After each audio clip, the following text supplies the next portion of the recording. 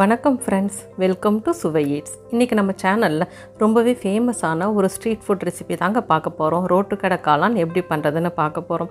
நம்ம கடையில் வாங்கி சாப்பிடும்போது காளான் அவ்வளோவா இருக்காது, முட்டைக்கோஸ் தான் நிறைய இருக்கும். ஆனால் இன்றைக்கி நம்ம சேனலில் காளான் நிறைய சேர்த்து ரோட்டு கடை காளான் ரெசிபி பண்ண போகிறோம். வாங்க எப்படி பண்ணுறதுன்னு பார்க்கலாம். ஃபஸ்ட்டு ஒரு மிக்சிங் பவுல் எடுத்துக்கலாம். அதில் 200 கிராம் காளானை பொடியாக கட் பண்ணி எடுத்து வச்சுருக்கேன். இதை நல்லா கழுவி எடுத்து வச்சுக்கோங்க. இது கூட 200 கிராம் முட்டைக்கோஸும் எடுத்துருக்கேன், அதையும் நல்லா கழுவி எடுத்து வச்சுக்கோங்க. இந்த மாதிரி பொடியாக கட் பண்ணிக்கோங்க. இது கூட காஷ்மீரி மிளகாத்தூள் 1.5 டீஸ்பூன் சேர்த்துக்கிறேன். காரம் அவ்வளோவா இருக்காது, கலர் கொடுக்கும். உங்களுக்கு வேணும்னா நார்மல் மிளகாத்தூள் கூட சேர்த்துக்கலாம். மல்லித்தூள் 1 டீஸ்பூன், கரம் மசாலா 1/2 டீஸ்பூன், மஞ்சள் தூள் 1/4 டீஸ்பூன், இஞ்சி பூண்டு விழுது 1 டீஸ்பூன், உப்பு தேவையான அளவு. இது எல்லாத்தையும் தண்ணி எதுவும் சேர்க்காம நல்லா மிக்ஸ் பண்ணி விட்டுக்கலாம்.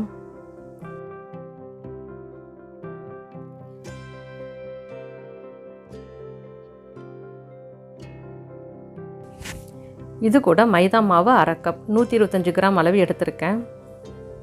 அதுலேயே 1/4 கப் அளவு சோள மாவு எடுத்துக்கலாம். இதில் தண்ணி எதுவும் சேர்க்காமல் நல்லா மிக்ஸ் பண்ணிக்கலாம். காளான் முட்டைக்கோஸ் 2ல் இருக்க வாட்டர் கண்டென்ட்டே போதுங்க, தண்ணி எதுவும் சேர்க்க தேவையில்லை. இது நல்லா இந்த மாதிரி அழுத்தம் கொடுத்து மிக்ஸ் பண்ணிக்கோங்க. உங்களுக்கு ரொம்ப ட்ரையாக இருக்க மாதிரி இருந்தால் லைட்டாக தண்ணி தெளிச்சுக்கோங்க. இந்த மாதிரி பிசைஞ்சு எடுத்துக்கோங்க. இந்த மாதிரி இருக்கணும், ரொம்ப தண்ணியாக இருக்கக்கூடாது. இது கரெக்டான கன்சிஸ்டன்சி. இப்போ ஃப்ரை பண்ணுறதுக்கு தேவையான அளவு எண்ணெயை சூடு பண்ணிக்கலாம். எண்ணெய் சூடானதும் கொஞ்சமாக போட்டு பொரிச்சு எடுத்துக்கலாம். சின்ன சின்ன பீசஸாக போட்டு பொரிச்சு எடுத்துக்கோங்க. கரெக்டான ஷேப்பில் தான் போட்டு பொரிக்கணும்னு இல்லை, நம்ம ஃப்ரை பண்ணதுக்கப்புறம் அதை சின்ன சின்ன பீசஸாக பிச்சு எடுத்துருவோம். அதனால் எந்த ஷேப்பில் வேணால் போட்டு பொரிச்சுக்கோங்க. இதை மீடியம் ஃப்ளேம்லேயே வச்சு ஃப்ரை பண்ணிக்கலாம். எல்லா சைடும் நல்லா பொன்னிறமாக வர வரைக்கும் ஃப்ரை பண்ணி எடுத்துக்கலாம்.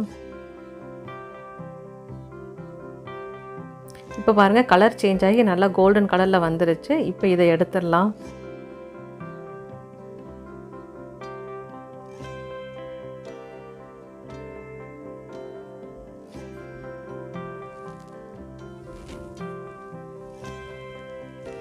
இதே மாதிரி மற்ற எல்லாத்தையுமே நம்ம பொரிச்சு எடுத்துக்கலாம். இதை நம்ம அப்படியே சாப்பிடுவோம், செம்ம டேஸ்ட்டாக இருக்குங்க. சாம்பார் சாதம், ரச சாதம் எல்லாத்துக்குமே இதை பக்கோடா மாதிரி சைடிஷாக வச்சு கூட சாப்பிட்லாம், நல்லாயிருக்கும். அடுத்து கிரேவி ரெடி பண்ணிக்கலாம். இதுக்கு ஒரு பேனில் 1 டேபிள் ஸ்பூன் அளவு எண்ணெய் எடுத்திருக்கேன். எண்ணெய் சூடானதும் இதில் பொடியாக கட் பண்ண பெரிய வெங்காயம் 1 சேர்த்துக்கலாம். கருவேப்பிலை கொஞ்சம் சேர்த்துடலாம். இதை நல்லா வதக்கி விட்டுக்கோங்க. இப்போ இது கூட இஞ்சி பூண்டு விழுது 1/2 டீஸ்பூன் சேர்த்துக்கலாம். இதோட பச்சை வாசனை போகிற வரைக்கும் நம்ம வதக்கி விட்டுக்கலாம். இப்போ இது கூட மிளகாத்தூள் 1/2 டீஸ்பூன், மல்லித்தூள் 1/2 டீஸ்பூன், மஞ்சள் தூள் 1 சிட்டிகை, கரம் மசாலா 1/4 டீஸ்பூன். இது எல்லாத்தையும் போட்டு நல்லா வதக்கி விட்டுக்கலாம்.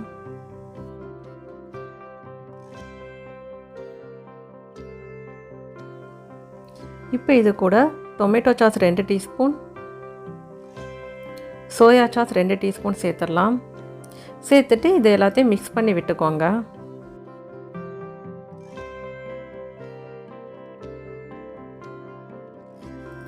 உப்பு கொஞ்சம் சேர்த்து மிக்ஸ் பண்ணிக்கலாம். உப்பு ஆல்ரெடி நம்ம மசாலா எல்லாத்தையும் மிக்ஸ் பண்ணும் போது சேர்த்துருப்போம், அதனால் பார்த்து சேர்த்துக்கோங்க. இப்போ இது கூட கார்ன்ஃப்ளவர் மிக்ஸ் பண்ண தண்ணி சேர்த்துடலாம். 2 டேபிள் ஸ்பூன் அளவு சோள மாவை 1 கப் 250 ml தண்ணியில் கட்டி எதுவும் இல்லாமல் மிக்ஸ் பண்ணி சேர்த்துடணும். இது நல்லா மிக்ஸ் பண்ணி விட்டுக்கோங்க. 2 நிமிஷம் குறைவான தீயில் வச்சு நல்லா குக் பண்ணிக்கோங்க. நல்லா திக்கான கன்சிஸ்டன்சியில் வந்துடும். கிரேவி நமக்கு திக்காக வர்றதுக்காக இந்த மாதிரி நம்ம சேர்த்துக்கிறோம். அடுத்து நம்ம ஃப்ரை பண்ண முட்டைக்கோசையும் மஷ்ரூமையும் சின்ன சின்ன பீசஸாக பிச்சுக்கலாம்.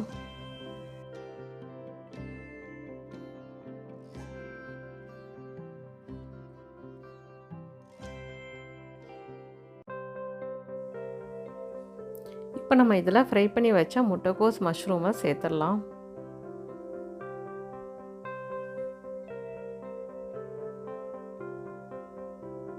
இப்போ எல்லாத்தையும் சேர்த்தாச்சு. இதை நல்லா மிக்ஸ் பண்ணி விட்டுட்டு ஒரு 5 நிமிஷம் குறைவான தீயில் குக் பண்ணிடலாம்.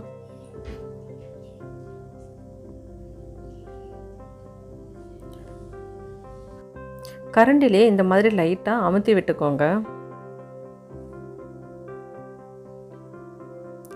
கரெக்டான கன்சிஸ்டன்சி வந்துருச்சு. அவ்வளோதான், ஸ்டவ்வை ஆஃப் பண்ணிடலாம்.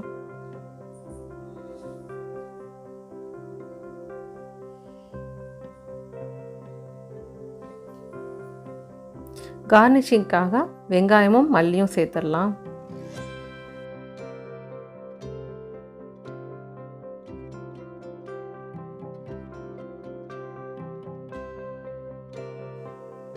அவ்வளோதாங்க, ரோட்டு கடை காளான் மசாலா சூப்பராக ரெடி ஆயிடுச்சு. இது வீட்டிலேயே ஈஸியாக பண்ணிடலாங்க. எல்லாருடைய ஃபேவரட்டான ரெசிபியும் கூட. கண்டிப்பாக இந்த ரெசிபியை நீங்கள் ட்ரை பண்ணி பாருங்கள். உங்கள் ஃபீட்பேக்கை கமெண்ட்டில் சொல்லுங்கள். நன்றி.